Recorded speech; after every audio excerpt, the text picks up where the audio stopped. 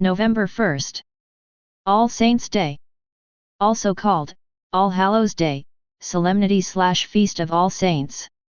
Observed by, Catholic Church of Roman Rite, Eastern Orthodox Church, Lutheran Churches, Anglican Communion, Methodist Churches, Reformed Churches, other Christian denominations. Feast Day, November 1st.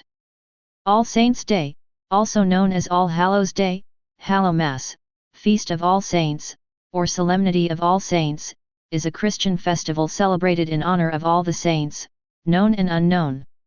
In Western Christianity, it is celebrated on November 1st by the Roman Catholic Church, the Anglican Communion, the Methodist Church, the Lutheran Church, the Reformed Church, and other Protestant churches. The Eastern Orthodox Church and associated Eastern Catholic Churches and Byzantine Lutheran Churches celebrate it on the first Sunday after Pentecost. Oriental Orthodox Churches of Chaldea and associated Eastern Catholic Churches celebrate All Saints' Day on the first Friday after Easter. Comments. What is the object of the All Saints' Day? It is the veneration of all souls that are in heaven, even if they are not officially canonized or beatified. Anyone who is in heaven is a holy person. He or she is in the presence of God, sees God face to face, and is entirely pleasing to God. Since it is impossible to know all these persons, whose number is uncountable, the Catholic Church cannot properly honor each one of these saints by offering them a formal homage as she does with the canonized saints. So, she instituted the Feast of All Saints, a day on which she venerates them all. It is good to pray to all these souls and ask for their protection.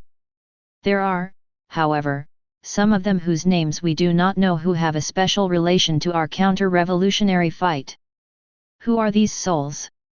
I will give you a sample list that you can add to as you will. How many crusaders died unknown fighting for the liberation of the Holy Land from Muslim domination and went to heaven? How many Catholics died fighting in Spain and Portugal during the War of the Reconquista? How many crusaders died fighting to conquer the pagan peoples of Northern Europe? All these were souls who understood in a special way the splendor of placing their force of arms at the service of the faith, of sacrificing everything, including their own lives, for the victory of the Catholic Church. There were souls like these who died in the Vendée in France and in the Calista uprising in Spain.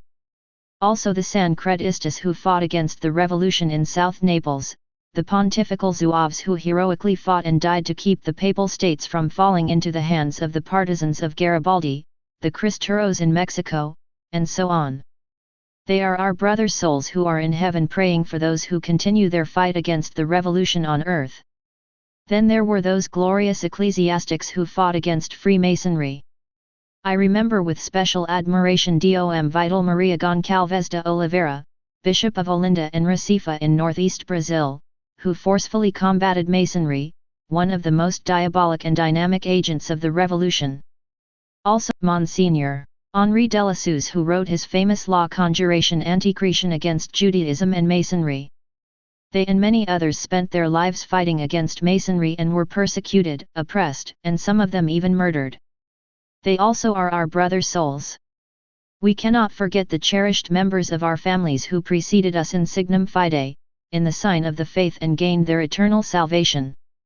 They are our special intercessors who love us and want to bring us ever closer to God to save our souls and be with them in heaven.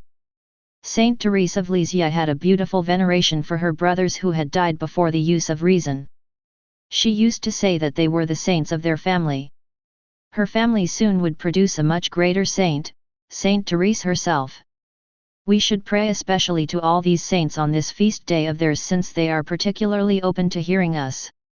We should ask them to help us accomplish on earth the vocation God gave us, and after that, to be with Him, Our Lady, and them in eternal glory.